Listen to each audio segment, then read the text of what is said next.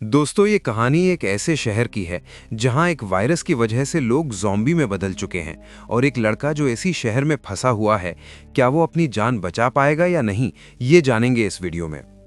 कहानी एक अपार्टमेंट से शुरू होती है जहां एडन नाम का एक लड़का चैन से सो रहा है, लेकिन तभी एक अजीब और डरावनी आवाज़ उसे झकझोर कर जगा देती है। उसका दिल तेज धड़कता है। उसे समझ नहीं आता कि आवाज़ कहां से आई। वो बिस्तर से उठता है और डरते हुए दरवाजे के छेद पीप होल से झांकता है, लेकिन गलियारा पूरी तरह खाली है। अपने दिल में एक अजीब डर के साथ वो टीवी चालू करता है, जहां स्क्रीन पर अब कोई प्रोग्राम नहीं आ रहा था।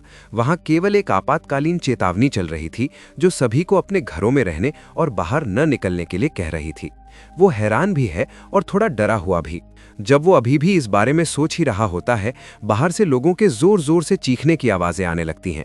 एडन बालकनी की ओर भागता है और नीचे का नजारा देखकर उसके पैरों तले जमीन खिसक जाती है। लोग पागलों की तरह इधर उधर भाग रहे थे।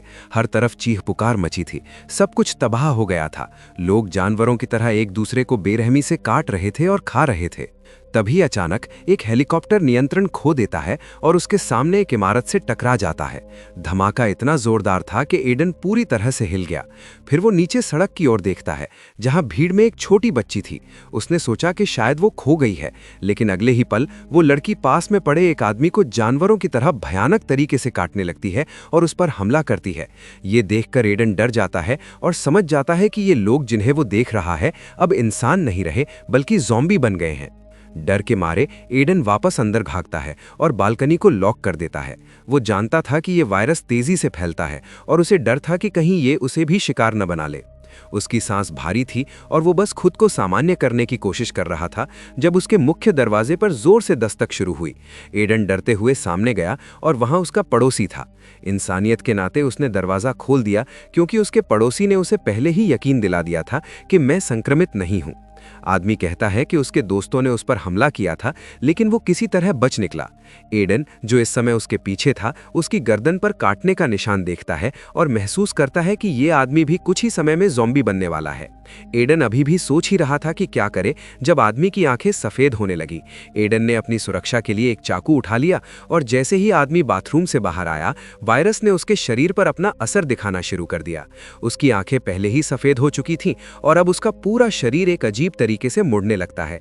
उसके मुंह से खून आता है और वो भी एक ज़ॉम्बी में बदल जाता है। एडन चिल्लाता है, मेरे घर से बाहर निकलो, लेकिन आदमी अब उसकी ओर बढ़ रहा था। खुद को बचाने के लिए एडन कुछ उठाता है और उसे मारता है और उसे धक्का देते हुए सामने के दरवाजे से बाहर फेंक देता है और उसे बंद कर देता है। दरवाजे के छेद से उसने देखा कि जैसे ही उसने अपने पड़ोसी को बाहर गिराया, वहां खड़े सभी ज़ॉम्बी उस पर भूखे शेरों की तरह टूट पड़े। कांपते हाथों से एडन दरवाजा लॉक करता है और उसके सामने भारी फर्नीचर रख देता है। वो डरा हुआ था और उसे ये भी एहसास हुआ कि वो अपने फ्लैट में पूरी तरह अकेला है। मैसेज चेक करने पर उसे अपने माता पिता के टेक्स्ट मिलते हैं। उन्होंने लिखा था कि शहर खत्म हो रहा है, सभी सड़कें बंद हैं और वे उस तक नहीं पहुंच सकते। उन्होंने बस उसे घर के अंदर रहने और जिंदा रहने के लिए कहा। जैसे ही शाम ढलती है, अवसाद यानी डिप्रेशन और तनाव उसे खाने लगता है। खुद को सामान्य रखने और मजबूत रहने के लिए वो कई प्रेरणादायक नोट्स लिखता है और उन्हें पूरे घर में चिपका देता है। वो अपने घर का सारा खाना एक जगह इकट्ठा करता है और उसे इस तरह बांटता है कि वो उसे जितने संभव हो उतने दिनों तक खा सके। दिन बीतते जाते हैं और एक हफ्ता गुजर जाता है। वो हर दिन अपने लैपटॉप पर वीडियो डायरी रिकॉर्ड करता है ताकि उसे लगे कि वो किसी से बात कर रहा है। हर दिन वो अपने माता पिता को फोन करने की कोशिश करता है, लेकिन कोई जवाब नहीं मिलता। पानी खत्म हो जाता है और यहां तक कि पानी के नल भी सूख जाते हैं। अब पानी की एक बूंद भी नहीं आती। अब लगभग कोई खाना भी नहीं बचा था। उसे लगता है कि वो शहर का आखिरी व्यक्ति है। एक दिन जब वो कंप्यूटर का उपयोग कर रहा होता है, उसे छत से एक आवाज सुनाई देती है। वो खुद को किसी भी खतरे के लिए तैयार कर रहा था। अचानक वेंटिलेशन ऊपर से टूट जाता है और एक महिला जो ज़ॉम्बी बन गई है, अचानक वेंटिलेशन डक्ट के अंदर से एडन पर हमला करती है। वो घबराहट में पीछे हटता है, लेकिन ज़ॉम्बी फिर भी उस पर हमला करने आती है। एडन उससे दूर हटता है, उसे चकमा देता है और आखिरकार उसके सिर पर कुछ मारकर उसे मार डालता है। एक बार फिर बच जाता है। उसने पहली बार किसी इंसान को मारा था और वो बहुत घबरा गया। वो लाश को एक तरफ ले जाता है और वेंट के सर्फबोर्ड को फिर से ब्लॉक कर देता है, यहाँ तक कि उस पर टेप भी लगा देता है ताकि वहाँ फिर से कोई ना आए। मुश्किलें दिन ब दिन बढ़ती जा रही थीं और वो अधिक से अधिक उदास होता जा रहा था। एक दिन उसका फ़ोन अचानक बजता है और इस बार उसकी माँ का एक वॉइस मेल आया था। उसके दिल में एक उम्मीद पैदा हुई। आखिरकार उसकी माँ ने उसे मैसेज भेजा था। वो मैसेज सुनता है, उसकी माँ उसे बताती है कि ये लोग जो ज़ॉम्बी बन गए हैं उनके शहर के पास आ गए हैं और अब वे नहीं जानते कि क्या वे कभी जीवन में मिल पाएंगे। इन शब्दों को सुनकर वो दुखी हो ही रहा था कि अगले ही पल मैसेज में एक अजीब शोर सुनाई दिया। ये शोर ऐसा था कि वो इंसानी नहीं लग रहा था। ये साफ जाहिर था कि ज़ॉम्बीज़ ने उसकी माँ और पिता पर हमला कर दिया था। इसके बाद अंत में वो अपनी माँ और पिता की मरती हुई चीखें सुन सकता है और लाइन कट जाती है। एडन के लिए ये इस पूरे काल का सबसे कठिन क्षण था।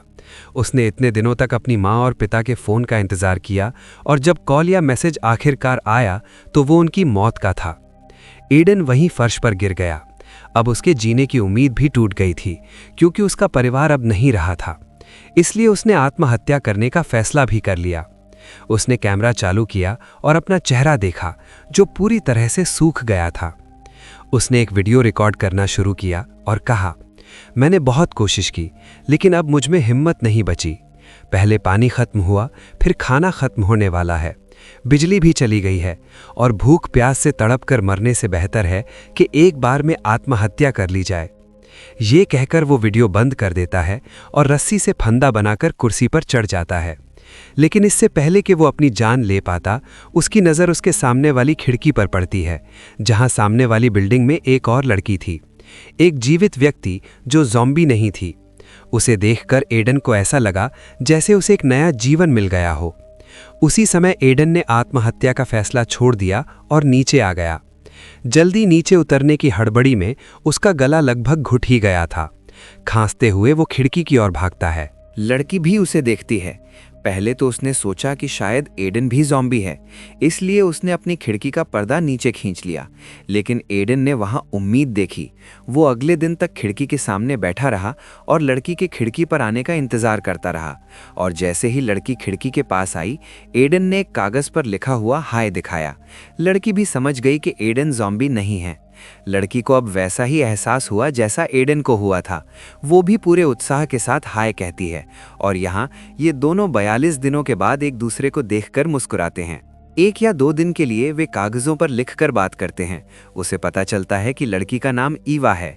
ईवा एडन से पूछती है कि क्या उसके पास कोई खाना है। एडन कहता है कि उसके पास खाना नहीं है लेकिन पानी है। कुछ और दिन इसी तरह बीत जाते हैं और एक दिन भारी बारिश होती है। एडन की खुशी का ठिकाना नहीं रहा क्योंकि उसे पानी का एक स्रोत मिल गया था। घर के सारे बर्तन बैल्कनी में रखकर वो पानी इकट्ठा करता है और हफ्तों बाद नहाता भी है। वो जानता था कि ईवा का भी पानी खत्म हो गया है, इसलिए वो उस तक पानी पहुंचाना चाहता था, लेकिन वो घर नहीं छोड़ सकता था। बहुत सोचने के बाद उसे एक विचार आया और उसने घर के सभी कपड़ों को बांधकर एक रस्सी बनाई। उस रस्सी की एक गेंद बनाकर उसने उसे ईवा की ओर फेंका। जैसे ही ईवा ने गेंद पकड़ी, एडन ने उस रस्सी का उपयोग करके उसे पानी की एक बोतल भेजी। लेकिन जैसे ही पानी की बोतल बैल्कनी की रेलिंग से टकराई, उसने बहुत शोर किया और शोर से आकर्षित होकर रस्सी और रस्सी के पीछे एक जीवित व्यक्ति को देखकर ज़ॉम्बी ईवा की बिल्डिंग पर चढ़ने लगते हैं। एडन भी ये सब देखता है। ईवा को बचाने के लिए एडन एक ज़ॉम्बी पर बोतल फेंकता है ताकि उसका ध्यान भटक जाए और वो इस काम में सफल हो जाता है। ज़ॉम्बी का ध्यान अब एडन पर था और उसने एडन की बिल्डिंग पर चढ़ना शुरू कर दिया। एडन भी ऊपर से बेसबॉल बैट लेकर तैयार हो गया और जैसे ही वो ज़ॉम्बी उसके पास आने वाला था, एडन ने बेसबॉल बैट से उसके सिर पर जोर से वार किया और ज़ॉम्बी नीचे गिर गया और मारा गया। आखिरकार वे ज़ॉम्बी से बच गए, लेकिन समस्या अभी भी वही थी। दोनों अब भूखे और प्यासे थे। एडन जानता था कि अगर उसे खाना नहीं मिला तो वो मर जाएगा और अगर वो खाना खोजने के लिए थोड़ा जोखिम उठाता है तो उसके बचने की कुछ प्रतिशत उम्मीद थी। ये सोचकर आखिरकार लगभग 45 दिनों के बाद वो घर से बाहर निकलता है और चारों ओर देखता है। वहाँ कोई ज़ॉम्बी नहीं था। उसे अपने पड़ोसी की लाश वहीं ज़मीन पर पड़ी मिलती है। जल्दी से उसकी जेबें टटोलते हुए वो उसकी चाबियाँ निकाल लेता है ताकि वो उसके घर से कुछ खाना चुरा सके। लेकिन इसी बीच ज़ॉम्बीज़ का एक झुंड यहाँ आने लगा। एडन ने देखा कि उसके पास अपने अपार्टमेंट में वापस जाने के लिए पर्याप्त समय नहीं है। ज़ॉम्बीज़ से बचने के लिए वो उसी लाश के साथ वहीं लेट गया और एक और लाश अपने ऊपर खींच ली, मरे होने का नाटक करते हुए। पुरानी लाश की गंध के कारण ज़ॉम्बीज़ ने सोचा कि एडन भी मर चुका है, इसलिए उन्होंने उसे नज़रअंदाज किया और आगे बढ़ गए, और इस तरह आखिरकार उसकी जान बच गई। ज़ॉम्बीज़ के जाने के बाद वो उठा और अपने पड़ोसी के घर गया। वो अंदर गया और देखा कि बिस्तर पर एक लाश थी। उसने ये देखने की जहमत भी नहीं उठाई कि वो लाश ज़ॉम्बी है या नहीं, और किचन में चला गया। किचन का सामान देखकर उसकी खुशी का ठिकाना नहीं रहा। उसके लिए वहाँ एक खजाना था, ढेर सारा डिब्बा बंद खाना, पानी और सब कुछ। वो जल्दी से बैग भरना शुरू करता है और अचानक कोई अंधेरे से उस पर हमला करता है। जिसे वो लाश समझ रहा था वो वास्तव में एक ज़ॉम्बी था। खुद को बचाने के लिए एडन पास में पड़ा एक लैंप उठाता है और उसके सिर पर मारता है, लेकिन ये ज़ॉम्बी इस तरह मरने वाला नहीं था। ये एडन पर फिर से हमला करता है और एडन खुद को बचाने के लिए झुक जाता है। इस बार अंतिम हमले में उसे हर कीमत पर ज़ॉम्बी को मारना था, अन्यथा उसके संक्रमित होने की संभावना बढ़ जाती। इसमें उसने बर्फ तोड़ने वाली कुल्हाड़ी उठाई और ज़ॉम्बी को जोर से मारा, जिसकी वजह से ये ज़ॉम्बी आखिरकार मर गया और अंत में एडन सारी चीज़ों के साथ अपने घर लौट आया। घर आने के बाद उसे एहसास हुआ कि ज़ॉम्बी ने उस पर 2 से 3 बार हमला किया था। क्या उसके शरीर पर कोई चोट या काटने का निशान था? खुद को अच्छी तरह से चेक करने के बाद वो खुद को साफ करता है।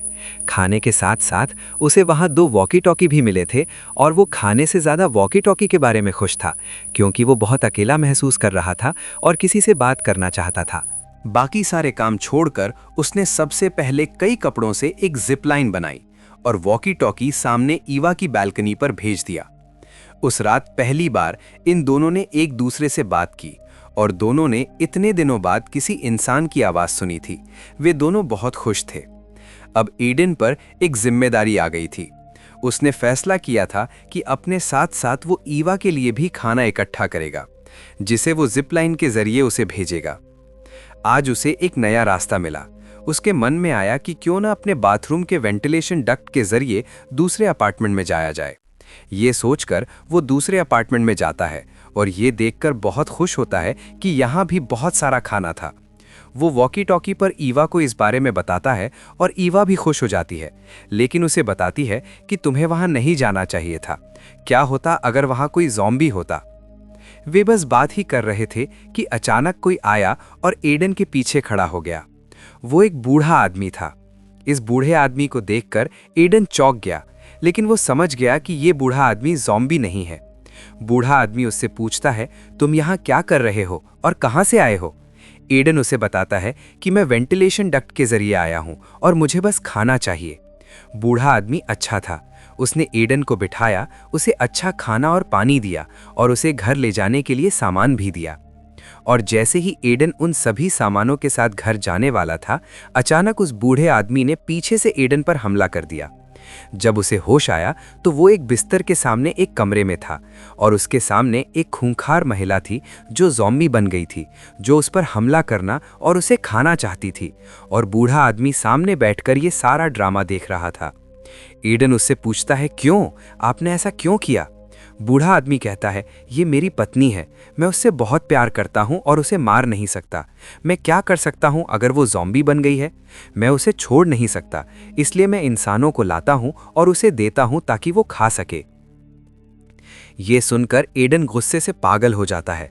खुद को बचाने के लिए वो अपनी रस्सी तोड़ देता है और यहाँ बूढ़ा आदमी उसे रोकने की कोशिश में व्यस्त हो जाता है। खुद को बचाने के लिए एडन बूढ़े आदमी को उठाता है और उसे बिस्तर पर फेंक देता है और उसकी पत्नी उसे खा जाती है और आखिरकार एडन बच निकलता है।